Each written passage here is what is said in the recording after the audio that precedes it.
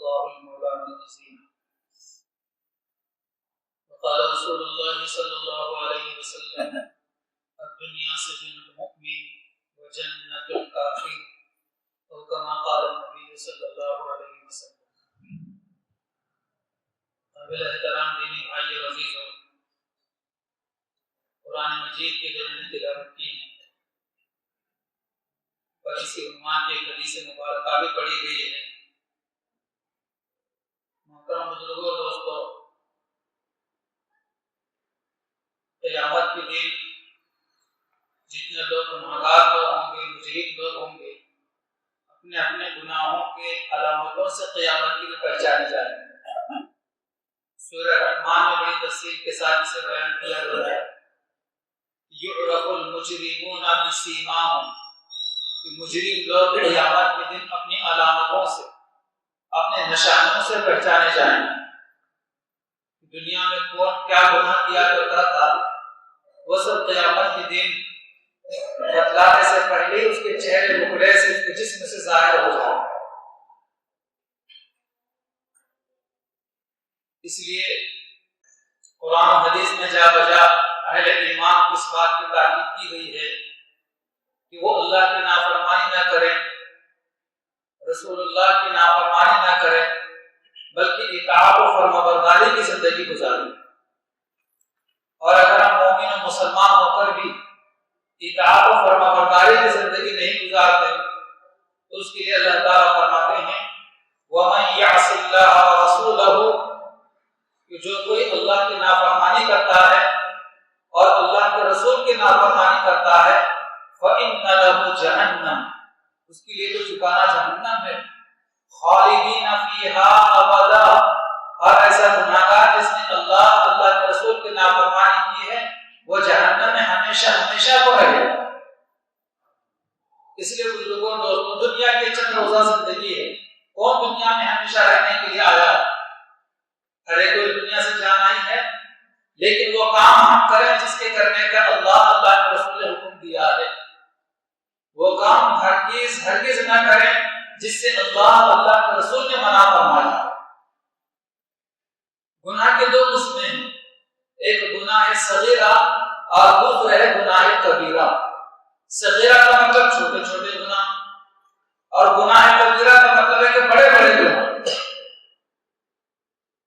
صغیرہ گناہ تو نیک کاموں سے معاف ہو جاتے ہیں، توبہ کرنے کی بھی اسے ضرورت نہیں ہوتی. آپ نے وضو کیا، وضو میں بہت سارے گناہ معاف ہو جاتے ہیں. آپ نے صدقہ و خیرات کیا، صدقہ و خیرات کرنے کی وجہ سے بہت سے گناہ صغیرہ معاف ہو جاتے ہیں. آپ تلاوت کلام پاک کے لیے بیٹھ گئے، تلاوت کلام پاک کی وجہ سے بہت سارے گناہ معاف ہوتے ہیں. آپ نے نماز پڑھ لی، نماز کے ذریعے سے بہت سارے گناہ معاف ہوتے ہیں. لیکن صغیرہ چھوٹے چھوٹے گناہ نیکیوں سے بھی معاف ہو جاتے ہیں.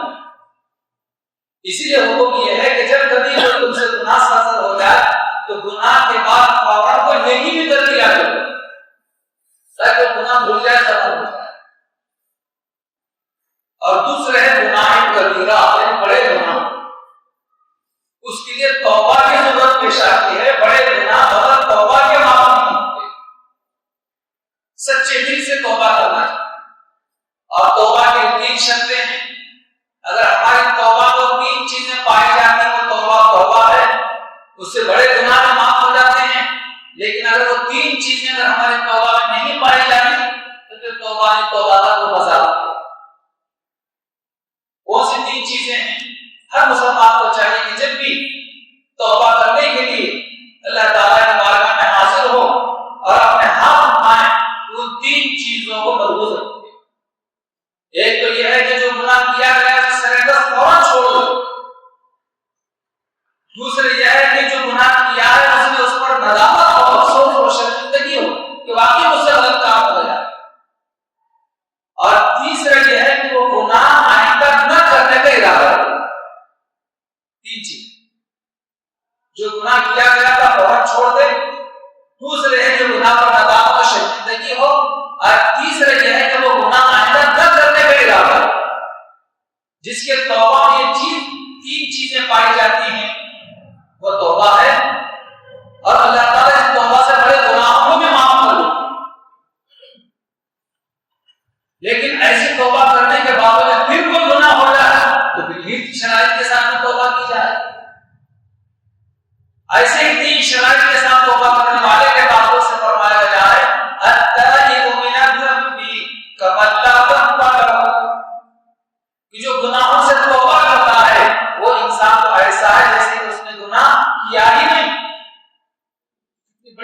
کی بات ہے. دو فرشتے ہمارے ساتھ لگے رہتے ہیں جن کو کرامن کاتبین کہا جاتا ہے. دو فرشتے 24 گھنٹے ہمارے ساتھ رہتے ہیں اور جو کچھ ہم اچھا یا برا کرتے ہیں فوراً اس کو نوٹ کر لیا جاتا ہے. اسی وجہ سے کہا جاتا ہے کہ سب بگا ایک لکھا. اس لیے بولنے میں، سننے میں، یاد رکھنے میں کچھ غلطی ہو سکتی ہے، لیکن لکھنے میں جو لکھ کر رکھا گیا ہے اس میں تو غلطی معلوم نہیں ہو سکتی. اس لیے اللہ تبارک و تعالیٰ دونوں فرشتوں کو طے کر دیا ہے کہ میرا بندہ جب بھی جہاں کہیں جس پر جو کوئی گناہ کرتا ہے اور اس کو لکھ دو، اور میرا بندہ جب بھی جو کوئی نیکی کرتا ہے اس کو بھی نوٹ کر دو. اور کہاں نوٹ کیا جاتا ہے؟ باضابطہ رجسٹر ہوتے ہیں جسے نام اعمال کہا جاتا ہے. اس میں نوٹ کیا جاتا ہے، درج کیا جاتا ہے، اور قیامت کے لیے اسی کو تولا جائے گا. میدان محشر میں میزان لگے گی، ترازو.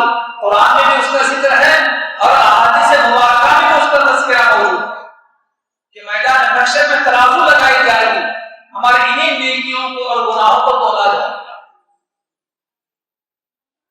جن کی نیکیاں زیادہ وزنی ہوگی اس کے لیے جنت اور جنت کے لازوال نعمتوں کا فیصلہ سنایا جائے گا، اور جس کے گناہ زیادہ ہو گئے اس کے لیے جہنم اور جہنم کا فیصلہ سنایا جائے گا. اللہ تعالیٰ ہماری حفاظت فرمائے. قرآن مجید میں اللہ تعالیٰ فرماتے ہیں وَإِنَّمَا تُوَفَّوْنَ أُجُورَكُمْ يَوْمَ الْقِيَامَةِ. قیامت کے دن تمہیں پورا اجر ثواب دیا جائے گا. وَمَن زُحْزِحَ عَنِ النَّارِ. جس کو دوزخ سے بچا دیا گیا، وَأُدْخِلَ الْجَنَّةَ فَقَدْ فَازَ. اور جس کو جنت میں داخل کر دیا گیا فقد فاز، وہ تو کامیاب ہوگا. سب سے بڑی کامیابی اللہ پاک فرماتے ہیں کہ بندے کو جہنم سے بچا دیا جائے اور جنت میں داخل کر دیا جائے. تو بھائیو ہمیں چاہے وہ راستہ اختیار کریں، وہ طریقہ اختیار کریں جو جنت کا اور جنت میں جانے والا راستہ، جنت میں لے جانے والا راستہ ہے. اور وہ راستہ صراط مستقیم کا راستہ، وہ راستہ دین کا راستہ، وہ راستہ شریعت و سنت کا راستہ، وہ راستہ انبیاء و اولیاء کا راستہ. اس راستے کو ہم اپنائیں اور اس راستے سے اپنے آپ کو بچائیں جو جہنم کی طرف جاتا ہے. اور وہ راستہ شیطان کا راستہ، اور وہ راستہ گناہوں کا راستہ، برائیوں کا راستہ، اللہ کے نافرمانی کا راستہ، جس سے بچائیں. یہ راستہ جہنم کی طرف جاتا ہے. حدیث مبارکہ میں ہے کہ قیامت کے دن اللہ تعالیٰ کے بارگاہ میں ہر بندے کے 3 دفتر پیش کیے جائیں. پیغمبر اسلام علیہ السلام فرماتے ہیں کہ ایک دفتر میں بندے کی وہ نیکیاں ہوں گی جو دنیا میں اس نے کی تھی، اور دوسرے دفتر میں بندے کی وہ گناہ ہوں گے جو اس نے دنیا میں کیے تھے، اور تیسرے دفتر میں اللہ تبارک و تعالیٰ کی وہ نعمتیں درج ہوں گی جو اللہ تعالیٰ دنیا میں اس نے نعمتیں عطا کی تھی، جس کی وجہ سے وہ دنیا میں عیش و آرام کی زندگی گزارا کرتا. یہ 3 دفتر ہر بندے کے قیامت کے دن اللہ تعالیٰ کی بارگاہ میں پیش ہوں گے. اور سب سے پہلے نیکیوں کا موازنہ کیا جائے گا اللہ تعالیٰ کی نعمتوں کے ساتھ. یہ نعمتیں کتنی ہیں جو بندے کو دی گئی ہیں، اور میرے بندے نے کتنی نیکیاں کی ہیں ان نعمتوں کے مقابلے میں. چنانچہ تقابل ہوگا، موازنہ ہوگا، تو اللہ تبارک و تعالیٰ کی صرف ایک نعمت، آنکھ کی نعمت، بینائی کی نعمت، اس کے مقابلے میں زندگی بھر کی ساری نیکیاں ختم ہو جائیں. اللہ کی نعمتوں کا مقابلہ ہمارے اعمال نہیں کر سکتے. اس لیے ہم میں سے کسی کو اپنے نیکیوں پر ناز میں نہیں ہونا چاہیے. اگر نماز پڑھ کر بڑے نظریں کرتے ہیں لوگوں کو جو نماز نہیں پڑھتے، نہیں. اگر آپ نماز پڑھتے ہیں، اللہ آپ کو توفیق دیتے ہیں تو شکر کرنا چاہیے، نہ کہ اکڑ، نہ جانے کب یہ توفیق چھین لی جائے ہم سے اور اسے دے دی جائے، ہم مسجد کے باہر اور مسجد کے اندر۔ حدیث مبارکہ میں ایک واقعہ لکھا ہے، نبی کریم صلی اللہ علیہ وسلم فرماتے ہیں کہ پہلی امتوں میں سے ایک بندے کو اللہ تبارک و تعالیٰ نے سمندر کے بیچوں بیچ ایک ٹیلے پر 500 سال تک عبادت کرنے کا موقع عطا فرمایا، 500 سال، اور اس ٹیلے کے چاروں جانب میلوں دور تک کوئی زمین نہیں، پانی پانی، نہ کوئی آ سکتا ہے نہ یہ بندہ وہاں سے جا سکتا ہے، اور 500 سال تک اللہ کے اس بندے نے اس ٹیلے کے اوپر شب و روز اللہ تعالیٰ کی عبادت کی۔ اب کھانے کے لیے اس کے لیے کیا، اللہ تعالیٰ نے اس ٹیلے کے اندر ایک انار کے درخت کو اگا دیا اور ایک انگلی کے بغل میں میٹھے پانی کا چشمہ اس ٹیلے کے اوپر جاری کر دیا۔ روزانہ ایک انار کھا لیا کرتا اور اس میٹھے چشمے سے پانی پی لیا کرتا، دن بھر اسی سے عبادت کیا 500 سال۔ جب اس کی موت کا وقت قریب آیا تو پیغمبر اسلام صلی اللہ علیہ وسلم فرماتے تو اس بندے نے اللہ تعالیٰ دعا کی کہ پروردگار میرے روح، میری جان ایسی حالت میں قبض کی جائے کہ میں سجدے میں پڑا ہوا ہوں آپ کے بارے میں۔ اللہ نے یہ بھی دعا قبول کر لی اور اس نے یہ بھی دعا کی اللہ تبارک و تعالیٰ سے کہ میرا جسم قیامت تک جو کا تو محفوظ رہنا چاہیے۔ اللہ پاک نے اس کے جسم کو محفوظ کر دیا، آج بھی محفوظ ہے، حضور فرماتے کہ قیامت تک محفوظ رہے گا۔ اس کا انتقال ہو گیا۔ نبی کریم صلی اللہ علیہ وسلم فرماتے ہیں کہ ایسے بندے کو جس نے 500 سال تک خالص اللہ کے لیے عبادت کی، کوئی ریاکاری، کوئی دکھلاوا نہیں، قیامت کے اللہ تبارک و تعالیٰ اس بندے کو حاضر کریں گے اور فرشتوں کو حکم دیں گے کہ فرشتوں اسے لے جاؤ اور میرے فضل سے، میرے رحمت سے جنت میں داخل کرو۔ وہ بندہ کہتا ہے کہ باری تعالیٰ 500 سال تک میں نے عبادت کی تو کوئی تذکرہ نہیں، آپ کے رحمت اور فضل کے بجائے میرے اعمال کے بدلے میں مجھے جنت میں داخل کیا جائے۔ اللہ تبارک و تعالیٰ فرمائیں گے کہ فرشتوں میرے بندے کے 500 سالہ عبادت اور میری نعمتوں کا موازنہ کیا جائے۔ چنانچہ اللہ تبارک و تعالیٰ کی ایک نعمت کے مقابلے میں سارے 500 سال کی عبادت اس کی ختم ہو جائے گی۔ ہم کتنی بھی عبادت کریں، اللہ کی نعمتوں کے مقابلے میں کچھ بھی نہیں۔ اب باقی رہ گئے کیا؟ اللہ تعالیٰ کی نعمتیں۔ اللہ تعالیٰ پوچھیں گے کہ بندے میں نے تجھے کان دیے تھے، میں تجھے زبان دی تھی، میں تجھے دل و دماغ دیا تھا، اور میں تجھے ہاتھ اور پاؤں دیے تھے، اور سمندر کے بیچوں بیچ ایک انار کا درخت تیرے لیے اگا دیا گیا تھا، اور اپنے کھارے سمندر میں صرف تیرے لیے ایک پانی کا چشمہ جاری کیا گیا تھا۔ میری ساری نعمتوں کے مقابلے میں تو کیا لے کر آ جائے ان کے بدلے میں؟ بندہ عاجزی کرے گا اور منت و سماجت کرے گا، پروردگار میرے اعمال کے بدلے میں نہیں بلکہ آپ اپنے رحمت اور فضل کے بدلے میں جنت میں داخل فرمائیے۔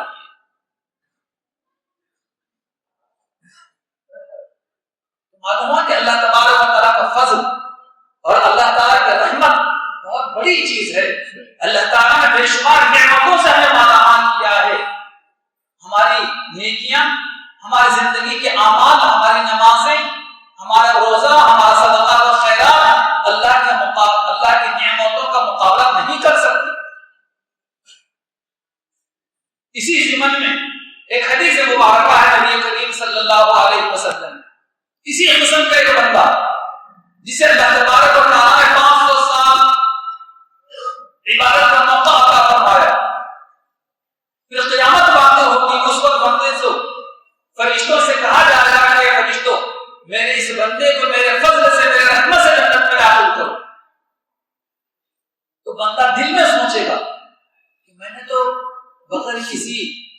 کاری کے 500 سال تک اللہ تعالیٰ کی عبادت و بندگی کی تھی، پر جھپکنے کے برابر بھی میں نے کوئی گناہ اور نافرمانی نہیں کی. دل میں سوچے گا بندہ، میرے نیکیوں کا، میرے 500 سال کی عبادت کا کوئی مذاکرہ کا تذکرہ ہی نہیں، کیونکہ اللہ تبارک و تعالیٰ کے ذات و عالم الغیب ہے. ان اللہ یعلم ما فی الصدور ہے، وہ دلوں میں آنے والی باتوں کو جانتا ہے کہ ہماری زبان پر بھی نہیں آئی ہے. بندے کے دل میں یہ بات آئی تھی کہ میرے نیکیوں کو شمار نہیں کیا جا رہا ہے، بلکہ اللہ فرما رہے کہ میرے فضل سے اس کو جنت میں داخل کر دیا جائے. اللہ تبارک و تعالیٰ فرمانے کہ فرشتوں اس کو جنت کی طرف نہیں بلکہ اس کو جہنم کی طرف لے جائے، اور جہنم سے 500 سال کے مسافت کے برابر دوری سے کھڑا کرو. تو اب ادھر سے ایک گرم گرم جہنم کی آگ کی لو اور تپش ادھر سے محسوس ہونے لگے گی. کیا ہے جہنم کی آگ معلوم ہے؟ حضرت قتادہ فرماتے ہیں کہ جہنم کی آگ کو اور جہنم کے گرم پانی کو اس وقت سے گرم کیا جا رہا ہے جس وقت سے اللہ تبارک و تعالیٰ نے زمین و آسمان کو پیدا کیا ہے، اور آج تک اسے گرم کیا جا رہا ہے. کتنی گرم ہوگی وہ آگ، کتنا گرم ہوگا وہ جہنم کا پانی. اس کے شعلوں پر رکھتے ہی چمڑی ابھر جائے گی، پورا گوشت جل جائے گا. اتنا گرم گرم پانی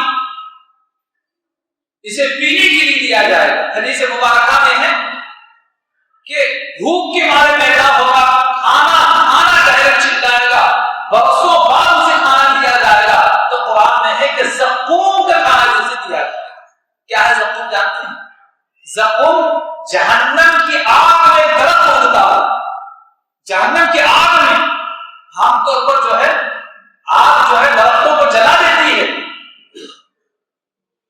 لیکن خدا پاک کی قدرت کا کرشمہ دیکھیے کہ جہنمیوں کو جو غذا دی جائے گی کھانے کے لیے، جب کھانا پکارے گا تو قرآن میں ہے کہ اللہ تبارک و تعالیٰ زقوم کا پھل اور وہ پھل کا جھاڑ درخت جو ہے جہنم کے آگ میں اگے گا. کتنا خطرناک ہوگا وہ، کتنا بھیانک ہوگا وہ. حدیث شریف میں ہے کہ بندہ جب زقوم کا پھل کھائے گا، مارے بھوک کے اسے نگلنے کی کوشش کرے گا، لیکن گلے میں اٹک جائے گا، نہ نگل سکے گا نہ اگل سکے گا. چلائے گا پانی پانی دے، بخشوں کے بعد اسے پانی دیا جائے گا. کون سا پانی؟ یہی پانی جس کا تذکرہ اس میں موجود ہے کہ جب سے اللہ پاک نے زمین و آسمان کو بنایا ہے اس وقت سے لے کر آج تک اس پانی کو گرم کیا جا رہا ہے. ایسا کھولتا ہوا گرم گرم پانی اس کے منہ کے سامنے لایا جائے گا، سب منہ جھلس جائے گا، اور اس لقمے کو نیچے اتارنے کے لیے وہی گرم پانی پیے گا کہ اس پانی کے ذریعے سے وہ زقوم کا لقمہ نیچے تو اتر جائے گا، لیکن پانی کے گرم ہونے کی وجہ سے سارے پیٹ کی آنتیں پاخانے کے راستے سے باہر آ جائیں. اللہ کی پناہ، اللہ تعالیٰ ہماری حفاظت. ہم چاہتے ہیں عذابوں سے بچنا، ہم چاہتے ہیں سزاؤں سے بچنا، ہمیں چاہیے کہ اللہ کی نافرمانی سے بچا کریں، گناہوں سے بچا کریں. جب کبھی کوئی گناہ ہو جائے تو اس وقت تک ہمیں چین نہیں آنا چاہیے جب تک کہ سچے دل سے توبہ استغفار نہ کرنی چاہیے. تمہارا میں وہ واقعہ بیان کر رہا تھا کہ وہ بندہ یہ تمنا کرے گا کہ میرے دل نیکیوں کا کوئی تذکرہ ہی نہیں ہوا، اور اللہ پاک فرما رہا ہے کہ مجھے اپنے فضل سے جنت میں داخل کر دیا جائے.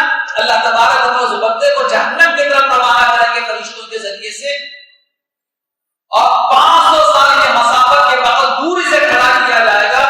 جب جہنم کی گرم گرم لو آنے لگے گی تو اس کے ہونٹ سوکھ جائیں گے، حلق سوکھ جائے گا، اسے پیاس لگے گی.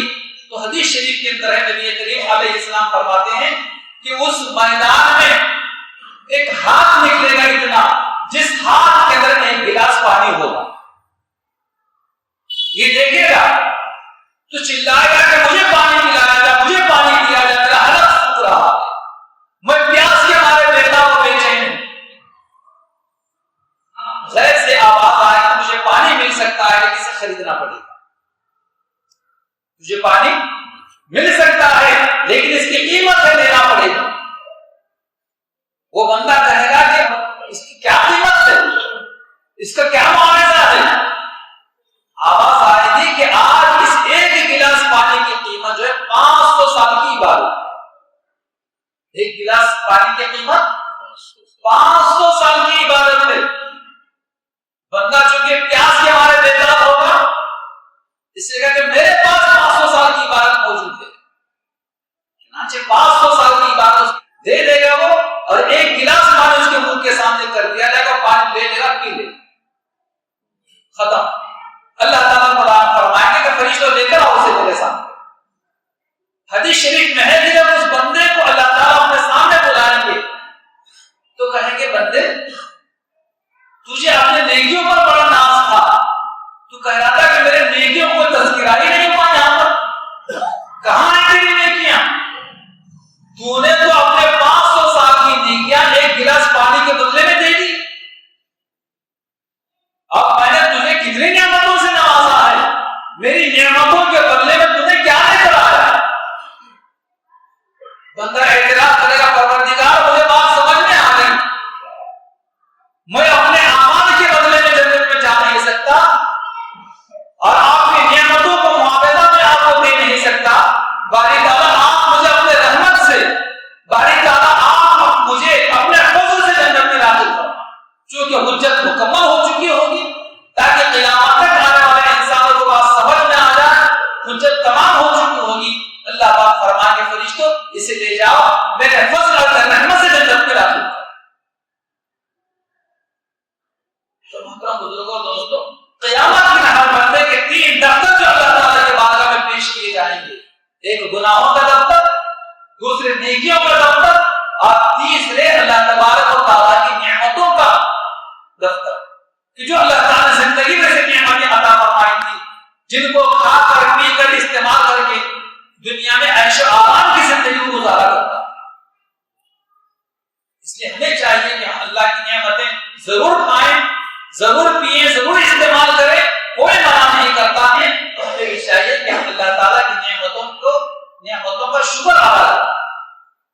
اللہ کی نعمتوں کا شکر کیسے ادا کیا جاتا ہے؟ اس کا طریقہ یہ ہے کہ اللہ تعالیٰ کو مانے اور اللہ تعالیٰ کی مانے، رسول اللہ کو مانے اور رسول اللہ کی مانے۔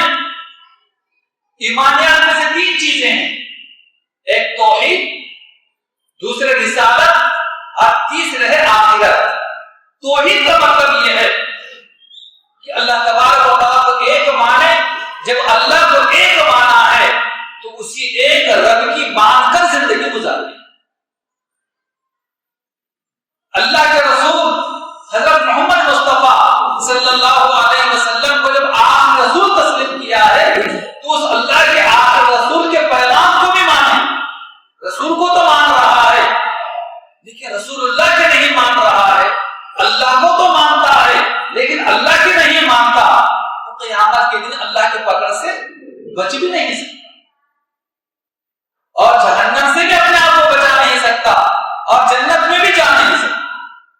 اس لیے ہم چاہتے ہیں اللہ کے پکڑ سے بچنا اور ہم چاہتے ہیں جہنم سے بچنا، تو ہمیں اللہ کو ماننے کے ساتھ اللہ کی بھی ماننا ہے، رسول اللہ کو ماننے کے ساتھ میں رسول اللہ کی بھی ماننا ہے، اور تیسرا حصہ ایمانیات میں سے وہ ہے آخرت۔ آخرت کا مطلب یہ ہے کہ وہ اعمال اختیار کیے جائیں، وہ اخلاق اختیار کیے جائیں، وہ کردار اپنانے جائیں جس کی وجہ سے آخرت میں جنت کا داخلہ ہمارے لیے آسان ہو سکتا ہے۔ خطبہ مسنونہ رسول الرحمن کی آیت مبارکہ تلاوت کی تھی، یعرف المجرمون بسیماہم، کہ قیامت کے دن لوگ، مجرم لوگ اپنے علامتوں سے پہچانے جائیں۔ دنیا میں کس نے کیا جرم کیا تھا، کیا پاپ کیا تھا، کیا گناہ کیا تھا، قیامت کے دن اس کی علامت سے پہچانے جائیں گے، جیسے حدیث مبارکہ میں ہے۔ دنیا میں بڑے وعدے کیا کرتا تھا لیکن کوئی وعدہ پورا نہیں کیا کرتا تھا، وعدہ خلافی کیا کرتا تھا، وعدہ کرتا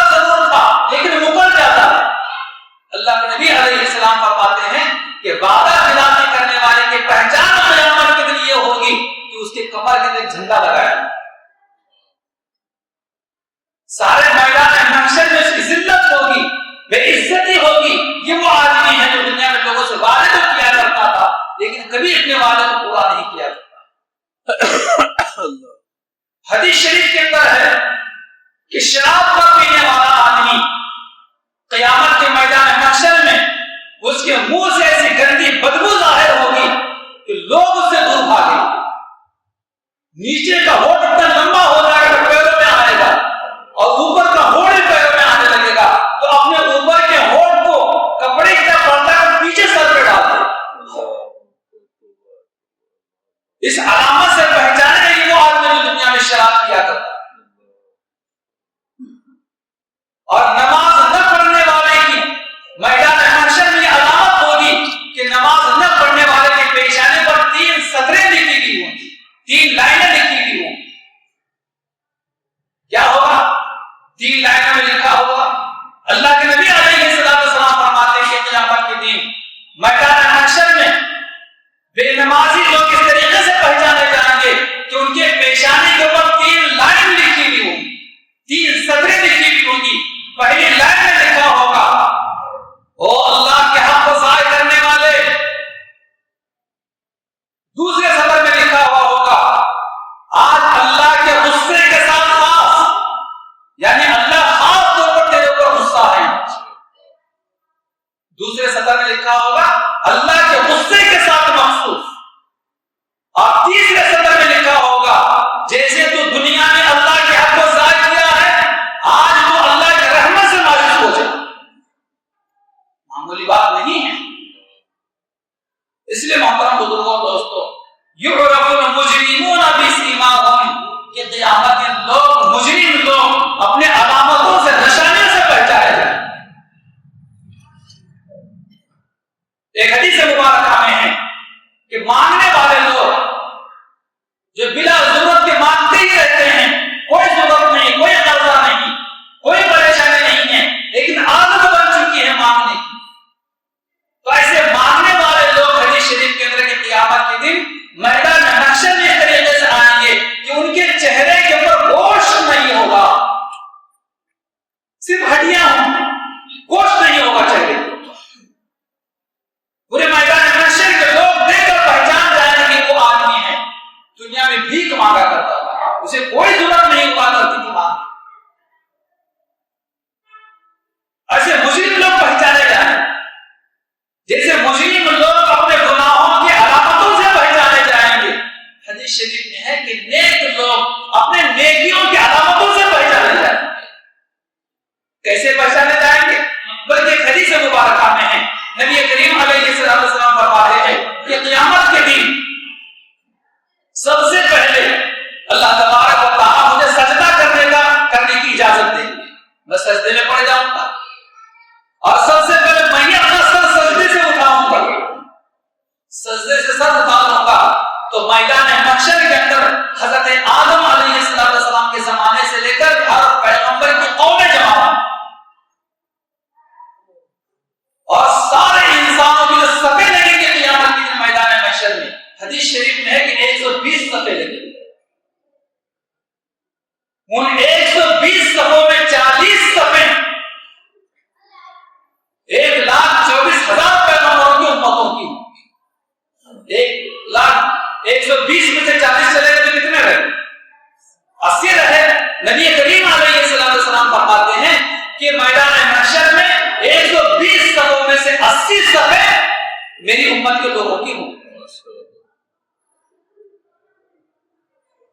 پوچھا گیا کہ یا رسول اللہ صلی اللہ علیہ وسلم تمام پیغمبروں کی قومیں بھی وہاں میدان میں جمع ہوں گی اور آپ کی امت بھی جمع ہوگی تو آپ اپنے امت کے لوگوں کو کیسے پہچانیں گے؟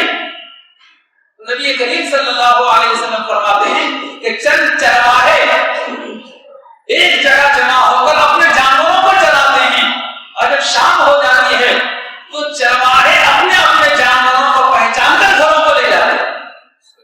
چرواہوں کو اپنے